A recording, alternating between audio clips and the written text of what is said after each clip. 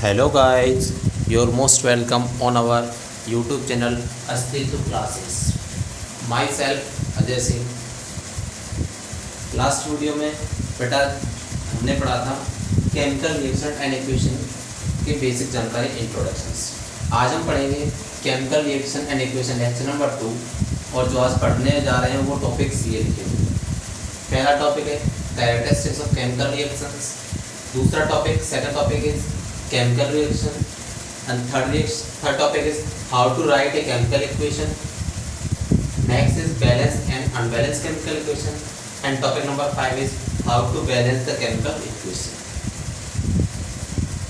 ठीक है guys, last video में हमने देखा था कि केमिकल रिएक्शन क्या होती है, उसका इंट्रोडक्शन लिया था, physical changes chemical changes basis पे हमने डिफाइन किया।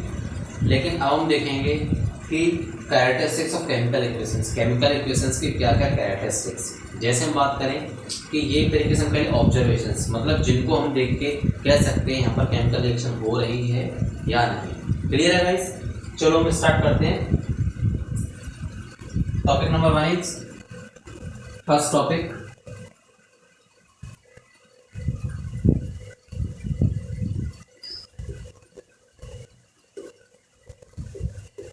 characteristics of the chemical reaction. Characteristics of the chemical reaction. हाँ guys, सुने। Characteristics of the chemical reactions. There are 5 characteristics. 5 characteristics हैं जिन्हें हम कहें ऑब्जर्वेशंस भी कह सकते हैं। These are नंबर 1, सबसे पहले जो कैरेक्टरिस्टिक्स है वो है हमारी change in state, number 1। Number 2, change in colour, number 3, change in temperature,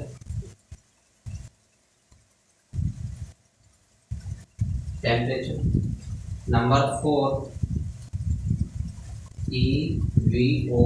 evolution, evolution of gas, and fifth and last is formation of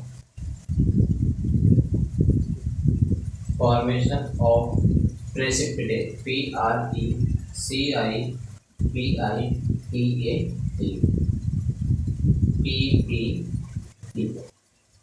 PPT not a power presentation, PPT means precipitate। ठीक है बच्चों, ये हमारे पास 5 categories हैं या हम कह रहे 5 कैरेक्टरिस्टिक्स हैं जो बताती हैं केमिकल रिएक्शंस के बारे में। मतलब कि हम इनको देख के कह सकते हैं केमिकल रिएक्शन हमारी हो रही है। जैसा कि आपने लास्ट में देखा था physical changes and chemical changes. Physical changes हो रहे हैं हमारे, केमिकल चेंजेस हो रहे हैं, लेकिन साथ में हम इनकी मदद से भी कह सकते हैं हमारी केमिकल रिएक्शन हो रही है। सबसे पहला है वो है चेंज इन स्टेट, मतलब कोई केमिकल रिएक्शन हो रही है, उसके स्टेट में चेंजमेंट आ रहा है तो हम कह सकते हैं केमिकल रिएक्शन है। अगर उसके कलर में जो चेंज आ रहा है तो कह सकते हैं यहाँ पर केमिकल रिएक्शन हो रही है। अगर उसके टेम्परेचर में कोई चेंजमेंट आता है तो on the basis of temperature we can say that there is chemical reaction is occur, evolution of gas, and last is formation of precipitate. So we discuss about these 5 characteristics। change in state, अब हम इसको देखते हैं change in state कैसे। देख लें इसके examples, we discuss about their examples। Example number 1, पहला एग्जांपल है इसका, फर्स्ट एग्जांपल है हमारे पास है hydrogen gas H2 gas react with oxygen gas to form H2O that is liquid. बेटा इधर ध्यान दें, हाइड्रोजन एक कंबस्टेबल गैस है जो बहुत ही जल्दी कंबस्ट हो जाता है, इसमें बहुत ही जल्दी कंबशन होता है। ठीक है। ऑक्सीजन क्या है? ऑक्सीजन देता है आपको बढ़ावा देना। ये जैसे कहीं पे कोई कंबशन हो रहा है उसमें बढ़ावा देता है एक तरीके से, ये ऑक्सीजन प्रोवाइड कर, ऑक्सीजन कहता है कि तुम रिएक्शन के मतलब कि मेन होते हुए तुम और तेज बच चलो, मतलब ये जलाने का काम करता है, ठीक है। और ये दोनों गैस है, ये हाइड्रोजन प्लस ऑक्सीजन दोनों क्या गैस है, ये दोनों गैस मिलकर एक थर्ड कंपाउंड बना रही है जिसका नाम H2O, जिसका यूज किया जाता है आग को बुझाने में, किया जाता है। ये कंबस्टेबल है, इसमें आग लगती है बहुत दूर से, मतलब ये आपको इसमें आग लगती है और ये आपको बढ़ावा देता है, ठीक है। क्योंकि कंबशन के लिए हमें ऑक्सीजन की जरूरत पड़ती है, आग लगाने के लिए हमें ऑक्सीजन की जरूरत पड़ती है, अगर ऑक्सीजन नहीं होगी तो हम आग नहीं लगा सकते, तो मतलब ये नीड है कंबशन के लिए। और ये क्या है, एक तरीके से फ्यूल का काम करता है, कम्बस्टेबल फ्यूल, और एक कम्बस्टेबल गैस है, बहुत जल्दी आग पकड़ लेता है। ये दोनों खतरनाक है, आपको बढ़ावा दे रहे हैं। लेकिन जो हमें थर्ड कंपाउंड मिला वाटर, जिसकी स्टेट लिक्विड है, ये गैस बनता है, लेकिन कंडेंस्ड होकर ये हमारा वाटर बन जाता है कंडेंसेशन प्रोसेस, क्लियर है। अब देखो गैस प्लस गैस मिलकर लिक्विड बना रही है, स्टेट में चेंज आया, ठीक है भैया, हमने मान लिया। दूसरा क्वेश्चन है हमारे पास, दूसरा एग्जाम्पल है सर, कार्बन सॉलिड होता है, कार्बन को हम बर्न करेंगे तो बर्न करने के लिए हमें ऑक्सीजन चाहिए। कार्बन जैसे ही ऑक्सीजन के प्रेजेंस में बर्न होता है तो बनाता है CO2 कार्बन डाइऑक्साइड गैस। अब देखें यहाँ पर कार्बन का एक सॉलिड है, ये ऑक्सीजन से रिएक्ट करता है जो कि गैस है, solid react with gas, carbon dioxide solid react कर रहा है ऑक्सीजन गैस से, तो ये बना रहा है कार्बन डाइऑक्साइड का CO2, कार्बन डाइऑक्साइड और CO2 क्या है, गैस है। देखा आपने यहाँ पे सॉलिड था, सॉलिड कैसे गैस में चेंज हो गया, स्टेट में चेंज आया, स्टेट में चेंज आने की प्रोसेस, जो स्टेट में चेंज आया है ये क्या है, कैरेक्टरिस्टिक्स और ये ऑब्जर्वेशन, इसको देख के हम ये कह सकते हैं यहाँ पर केमिकल रिएक्शन हो रही है, क्लियर है। अब आते हैं चेंज इन कलर। अगर किसी केमिकल रिएक्शन में कलर में चेंजमेंट आ रहा है तो हम ये कह सकते हैं वहां पर केमिकल रिएक्शन हो रही है। कोई एग्जांपल, इसका एग्जांपल देखें, बस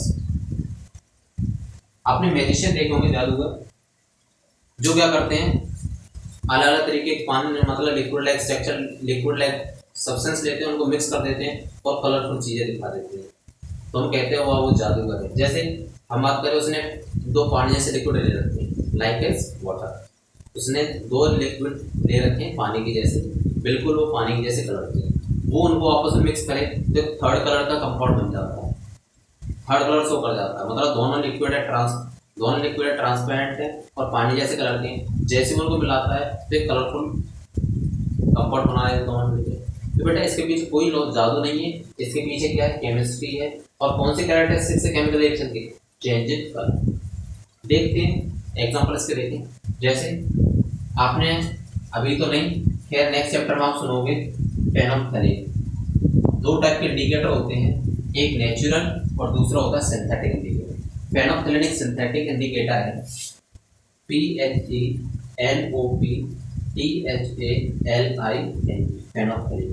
फेनोल्फथालीन को जब हम बेस में मिक्स करते हैं, किसमें, बेस में मिक्स करते हैं, तो ये पिंक कलर का चेंज हो जाता है। कैसे कलर का, पिंक कलर का। जैसे ये मान लो हमारा टेस्ट ट्यूब ए है, ये टेस्ट ट्यूब बी है, ए और बी दोनों, एक टेस्ट ट्यूब ये रहा मेरा ए और एक टेस्ट ट्यूब ये रहा मेरा बी। जब इन दोनों को मिक्स करूंगा तो मुझे जो कम कलर मिलेगा, नए सब्सटेंस से जो नया इनका मिक्सर होगा उसका कलर होगा वो पिंक कलर का होगा। कैसे कलर होगा, पिंक कलर का, क्लियर है। तो यहाँ पे चेंज आया कलर में, ये दोनों, ये वाटर कलर का होता है और ये वाटर जैसे कलर का होता है।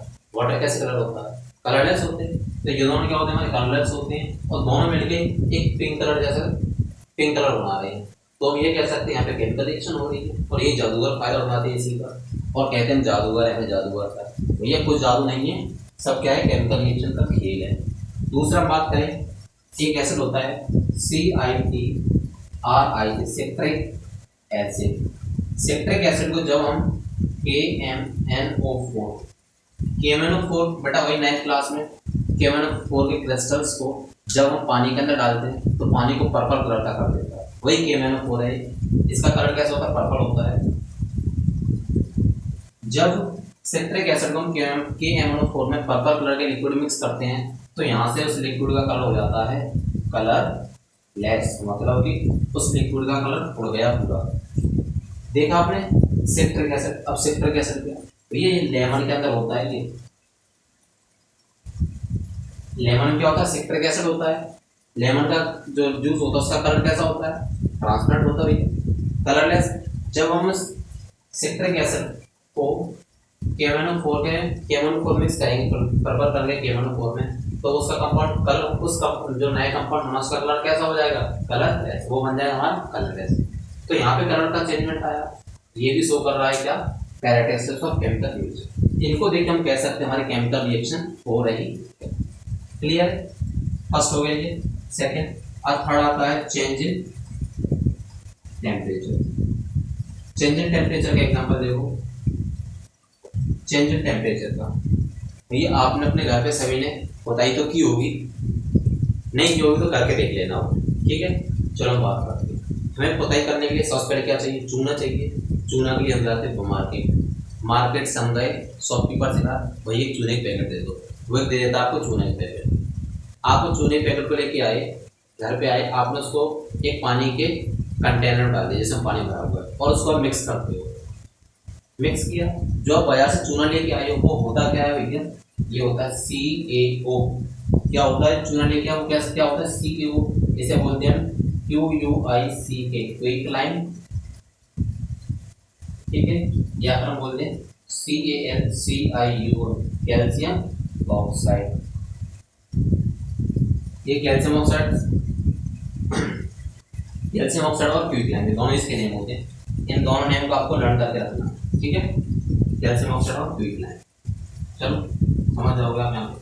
इस कैल्शियम ऑक्साइड का क्या किया, घर पे जो पानी है उस पानी में आपने इसको मिक्स कर दिया H2O वाटर में। जब आपने इस क्विकलाइन को, चूना को पानी मिक्स किया, तो उसने रिएक्शन करके कंपाउंड बना लिया CaOH का होल ट्वाइस, जिसका नाम होता है CaLCiO, कैल्शियम हाइड्रोक्साइड। क्या होता है भैया, कैल्शियम हाइड्रोक्साइड। दूसरा नाम इसका होता है स्लैक्टलाइन। एक नेम और होता है इसका जिसे हम बोलते हैं लाइम वाटर। ये पानी किसका होता है, चूने का हो जाता है, तो इसे हम बोलते हैं लाइम वाटर। जब ये इनकी रिएक्शन कर गई, इसने बना लिया कंपाउंड CaOH का होल ट्वाइस। आपने मिक्स कर दिया, फिर आपने क्या किया, उसको जो कंटेनर था उसको टच करके देखा। जैसे आपने कंटेनर को टच किया तो कंटेनर हो जाता हमारा गर्म। क्या हुआ, गर्म हो गया। पहले तक कैल्शियम ऑक्साइड और वाटर ये दोनों नॉर्मल रूम टेम्परेचर पे थे, लेकिन जैसे ही इनको आपने मिक्स किया, मिक्स करने पर उनके अंदर रिएक्शन हुई, बुलबुले निकले उसमें रिएक्शन हुई, और रिएक्शन होते ही उसमें से क्या निकला, साथ में हीट निकले, साथ में हीट निकली, और हीट निकलते क्या हुआ, उसका टेम्परेचर चेंज हो गया। नॉर्मल टेम्परेचर था, अब हो गया हाई टेम्परेचर। तो बेटा चेंज इन टेम्परेचर भी क्या कहलाता है, केमिकल रिएक्शन वहाँ पे भी हो रही है। मतलब टेम्परेचर में चेंजमेंट आ रहा है कहीं पर, तो हम कह सकते हैं वहाँ पर केमिकल रिएक्शन हो रही है। ये सब ऑब्जर्वेशन है जिनको देख के हम ये डिसाइड कर सकते हैं कि केमिकल रिएक्शन हमारी हो रही है या फिर नहीं। क्लियर है ये? तो ये हो गया चेंज इन टेम्परेचर का एग्जाम्पल। अब बात करते हैं हम फोर्थ, एवोल्यूशन ऑफ गैस की। एवोल्यूशन ऑफ गैस का मतलब है गैस का निकलना। चलो एवोल्यूशन ऑफ गैस की बात करें, आपने गैस सुनी होगी CH4, मीथेन गैस। मीथेन बोलते हैं, मीथेन होता है CH4। CH4 क्या होता है, CH4 मीथेन। 4 चैप्टर में आएगा, सब बताऊंगा इसका यूपीएससी नेम वगैरह सब कुछ, चिंता न करें। इसे दूसरे नाम से और जानते हैं बायोगैस। बायोगैस वो गैस होती है जो बायोलॉजिकल वेस्टेज से डेवलप होने वाली गैस है, उसको हम बोलते हैं बायोगैस। अब देखें बायोलॉजिकल वेस्टेज क्या, आपने दो कंपाउंड पढ़े होंगे, दो तरह के होते हैं, एक डिग्रेडेबल सब्सटेंस और एक होता है non degradable substance. Degradable substance वो होते हैं जो जिनको हम डिकम्पोज कर सकते हैं। क्लियर है? अब जैसे डिकम्पोज में क्या आता है, ह्यूमन वेस्ट आ गए, एनिमल्स वेस्ट आ गए। अब जैसे हम बाजार से सब्जियां लेके आए, कुछ सब्जियां खराब होती है तो फेंक देते हैं, तो वो सब क्या हमारे डिग्रेडेबल सब्सटेंस है। जब उन डिग्रेडेबल सब्सटेंस को हमने एक जमीन में गड्ढा कर लिया, गड्ढे के अंदर हमने सब वेस्टेज को डाल दिया और ऊपर से उसको हमने कवर कर दिया, ठीक है। उसमें से हमने एक पाइप का कनेक्शन बाहर निकाल लिया। जैसे देखें मैं आपको बता देता हूँ एक बार, यहाँ पे हमारे पास ये जमीन हमने गड्ढा कर लिया, क्लियर है। इस पे हमने डाल दिया, जो वेस्टेज वगैरह था वो हमने इसके अंदर भर दिया, और इसको हमने क्या कर दिया, ऊपर से कवर कर दिया। इसमें से एक पाइप बाहर निकाल दिया, ये रहा पाइप। अब जैसे ही हमने इसको अंदर से कवर किया, इसको हमने ऊपर से ढका, अंदर से कवर किया, तो इसके अंदर होती है, नीचे होते हैं बैक्टीरिया, छोटे छोटे क्या होते हैं, इसमें होते हैं बहुत सारे बैक्टीरिया। और बैक्टीरिया क्या करते हैं, जो इसके अंदर आपने वेस्टेज डाला उसको डिकम्पोज करते हैं। जब उसको डिकम्पोज करते हैं तो बैक्टीरिया गैस रिलीज करता है, और जो गैस रिलीज करते हैं वो गैस होती है हमारी CH4। कौन सी गैस होती है, CH4। और CH4 एक होती है कंबस्टिबल गैस। इस CH4 को हम घरों में यूज कर सकते हैं खाना बनाने के लिए, जैसे सिलेंडर यूज करते हैं वैसे इसको यूज कर सकते हैं। क्लियर है। तो मतलब कि यहाँ पे अपने वेस्टेज डाला, खाना डिकम्पोज हुआ हमारा, और डिकम्पोज होकर यहाँ से जो गैस निकली है मीथेन, वो क्या है, हमारी कंबस्टिबल गैस है। गैस निकल रही है, हमने वही पढ़ा था, जहाँ पर गैस का निकले तो मतलब कि इसके अंदर क्या हो रही है, केमिकल रिएक्शन हो रही है, और किसकी हेल्प से हो रही है, बैक्टीरिया की हेल्प से। क्लियर है। इस मीथेन को हम घरों में यूज कर सकते हैं खाना बनाने के लिए, क्योंकि ये कंबस्टिबल गैस होती है। क्लियर है, समझे। तो ये हो गया हमारा एवोल्यूशन ऑफ गैस। जैसे हम बोल सकते हैं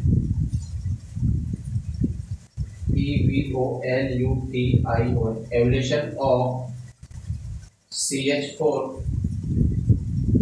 from biogas plant. Biogas plant से CH4 का पार्ट निकालना। क्लियर है। डिकम्पोजिशन भी एक केमिकल रिएक्शन है, जिसको हम आगे पढ़ेंगे। आप टाइप्स ऑफ रिएक्शन पढ़ोगे उसमें आगे पढ़ेंगे। अब आता है फिफ्थ एग्जांपल हमारा, formation of PPT। Formation of PPT का इसके एग्जांपल देखिए।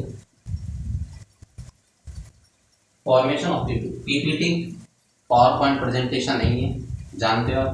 PPT होती है हमारी प्रेसिपिटेट होता है हमारा इनसॉल्युबल, INSOLUBL, इनसॉल्युबल सब्सटेंस। मतलब कि वो सब्सटेंस जो लिक्विड के अंदर सॉल्युबल ना हो। क्लियर है, उसे हम बोलेंगे इनसॉल्युबल। अब देखो फॉर्मेशन ऑफ PPT कैसे होता है, हमारे इसका एग्जांपल बता दूं मैं। हमारे पास है H2SO4, क्या है, H2SO4 sulphuric acid, king of acid. H2SO4 को, ये किंग ऑफ एसिड होता है सल्फ्यूरिक एसिड। इस सल्फ्यूरिक एसिड को जब हम BaCl2 बेरियम क्लोराइड से रिएक्ट कराएंगे तो क्या करेगा, यहाँ पे डिस्प्लेसमेंट रिएक्शन होगी, इसमें से ये इसको डिस्प्लेस कर देगा और इससे मिलकर कंपाउंड बना लेगा। नाम लिखेंगे जैसे BaSO4 प्लस HC, ठीक है, 2HC। ये डिकम्पोजिशन रिएक्शन होती है। डिकम्पोजिशन रिएक्शन का मतलब double displacement reaction. Double displacement reaction क्या कहती है, ये अपने आयन को एक्सचेंज कर लेती है।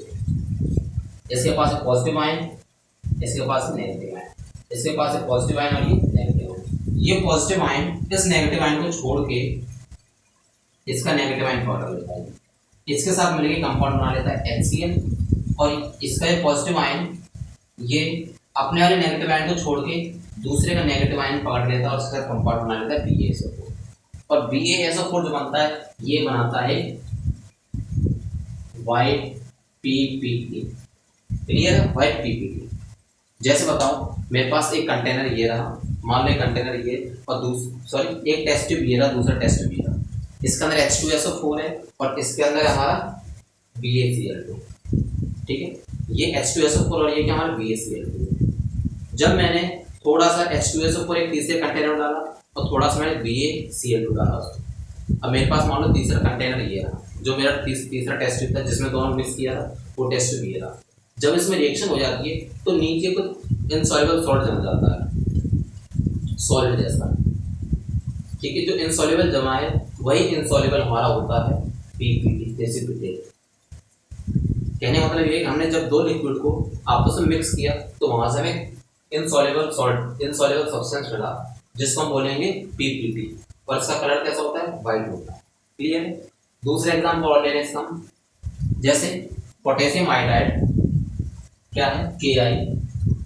पोटेशियम आयोडाइड को जब हम लेड नाइट्रेट PbNO3 का होल ट्वाइस इससे रिएक्ट कराएंगे तो ये क्या करेंगे, ये भी अपना आयन एक्सचेंज कर लेंगे, ये डबल डिस्प्लेसमेंट रिएक्शन। ये लेड, ये पोटेशियम है ये NO3 से मिलकर कंपाउंड बना लेगा और आयोडाइड लेड से मिलकर कंपाउंड बना लेगा। तो Pb और I मिलकर कंपाउंड बनाएंगे PbI2 plus KNO3, lead iodide और ये पोटेशियम नाइट्रेट। जो ये लेड आयोडाइड होगा ये हमारे होगा येलो कलर का Pb। जो ये लेड आयोडाइड है PbI2 ये कैसे कलर का प्रेसिपिटेट होगा, ये होगा हमारा येलो कलर का प्रेसिपिटेट। क्लियर है? तो ये है हमारी 5 कैरेक्टरिस्टिक्स और हम कह सकते हैं 5 ऑब्जर्वेशंस जिनको हम देख के हम ये कह सकते हैं हाँ हमारी केमिकल रिएक्शन हो रही है। क्लियर है बेटा? नोट डाउन कर लो जिसको नोट डाउन करना है वो, ठीक है।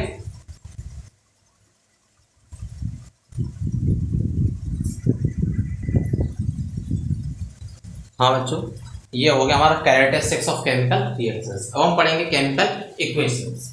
केमिकल इक्वेशंस क्या होती है इसके बारे में पढ़ेंगे। देखो सेकंड टॉपिक हमारा केमिकल इक्वेशंस। चलो उस केमिकल इक्वेशन देखते हैं। सेकंड टॉपिक हमारा CHEMICAL chemical EQUATIONS chemical equations. बेटा जैसे आपने मैथ में पढ़ा होगा, मैथ में चैप्टर है हमारे linear equation in one variable, linear equation two variables. अब देखो जैसे इक्वेशन है वहाँ पे मैथमेटिकल इक्वेशन वगैरह होती है। जैसे क्या होता है मैथ में एक बड़ा सा क्वेश्चन दे रखा है, हम उसको एक सिंपल इक्वेशन चेंज कर लेते हैं। वैसा ही इसमें होता है केमिकल इक्वेशन। हमारे पास जैसे मान लो कि कोई केमिकल इक्वेशन बड़ी इक्वेशन दे रखी है, इक्वेशन लिखी हुई है पूरी, उस केमिकल इक्वेशन को छोटे फॉर्म में कन्वर्ट करना, एक इक्वेशन के फॉर्म में चेंज करना with the help of symbols और उसके जो मॉलिक्यूलर फॉर्मूला की मदद से, उसे हम बोले केमिकल इक्वेशन। तो हम ये कह सकते हैं the symbolic representation of chemical equation with the help of formulas is known as chemical reaction. चलो इसकी डेफिनेशन देखते हैं।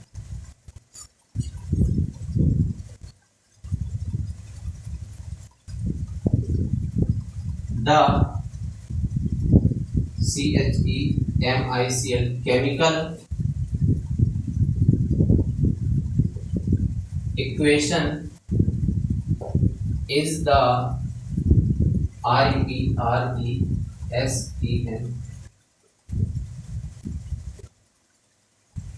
The chemical equation is the representation of a chemical reaction with the help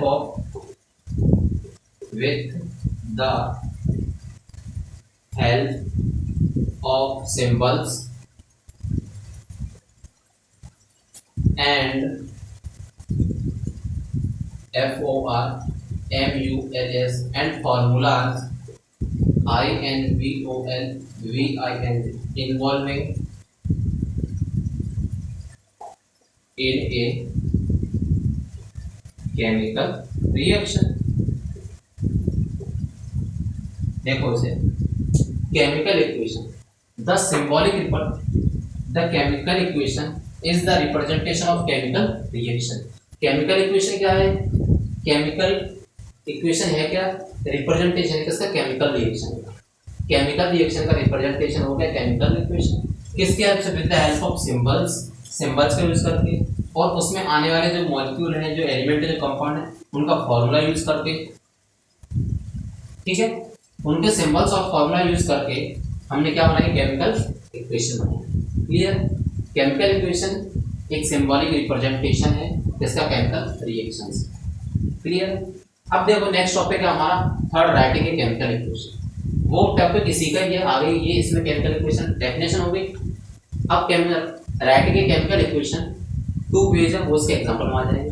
देखो थर्ड टॉपिक है WRITIN, writing a chemical equation.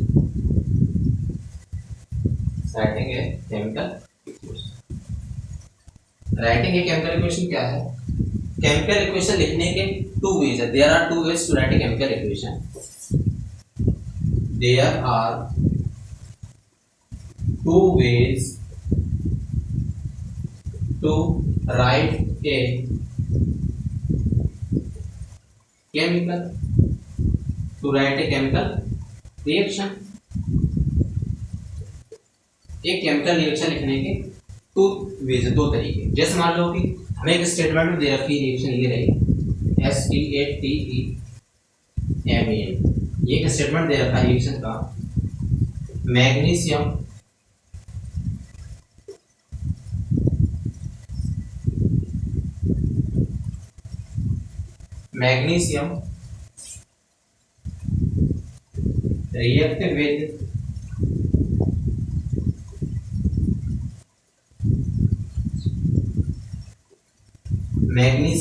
react with atmospheric oxygen to form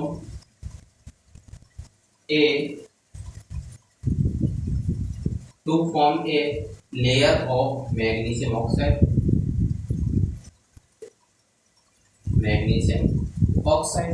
देखो statement देखो, magnesium react with atmospheric oxygen.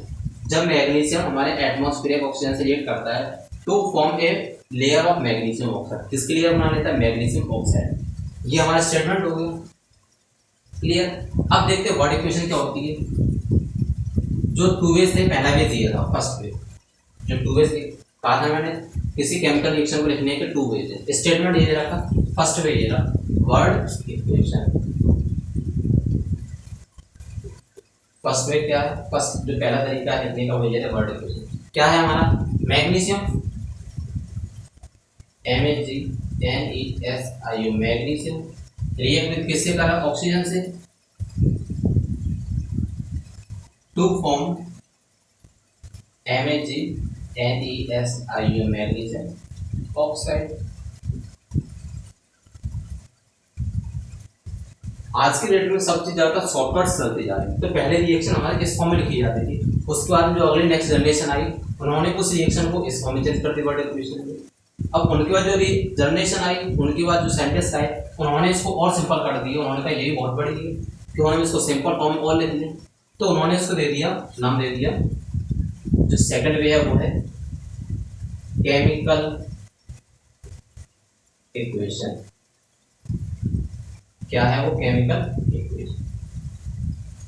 पहले ऐसे लिखते थे, फिर उसके बाद में और साइंटिस्ट, उसके बाद जो साइंटिस्ट आए उन्होंने वर्ड इक्वेशन बनाई, फिर इनके बाद जो साइंटिस्ट आए उन्होंने बनाई केमिकल इक्वेशन। केमिकल इक्वेशन क्या है? सिंबॉलिक रिप्रेजेंटेशन, सिंबल का यूज करके और फॉर्मूला का यूज करके केमिकल रिएक्शन को लिखना ही क्या कहलाता है? Chemical equation. मैग्नीशियम का सिंबल क्या है? Mg। रिएक्शन का सिंबल प्लस, ऑक्सीजन का symbol O2 to form MgO। That is the writing way of chemical equation. ये है केमिकल इक्वेशन लिखने का तरीका। देखा आपने chemical equation, writing chemical equation के ये दो वे हैं, क्लियर है? नोट कर लो इसे। इसका हम फोर्थ टॉपिक पढ़ेंगे, balance and unbalance A chemical equation. कौन सा टॉपिक पढ़ेंगे? Balance and unbalance A chemical equation. हमारा थर्ड टॉपिक है balance and unbalance chemical equation. चलो देखते हैं balance and unbalance A chemical equation. Fourth topic हमारा BALANCE, balanced and unbalanced a chemical equation।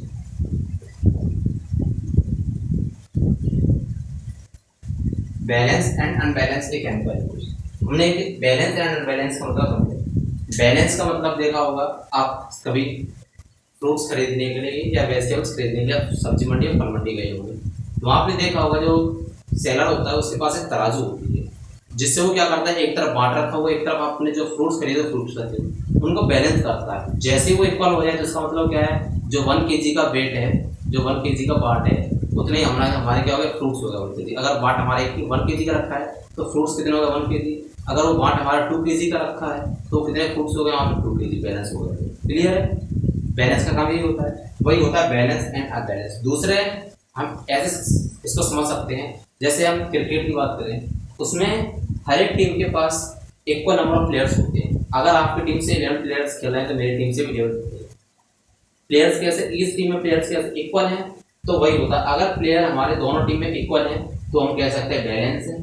अगर टीम में प्लेयर इक्वल नहीं है तो क्या कहेंगे, अनबैलेंस। जैसे हम मैच में बोलते शॉर्ट प्लेयर है तो मतलब प्लेयर हमारे के बैलेंस नहीं है। अगर बैलेंस हो गए तो क्या कुछ नहीं बोल, कोई जरूरत नहीं है, कहते बैलेंस है हमारी टीम पूरी। और अगर बैलेंस नहीं है, प्लेयर कम है तो कहेंगे शॉर्ट प्लेयर। अब देखो क्या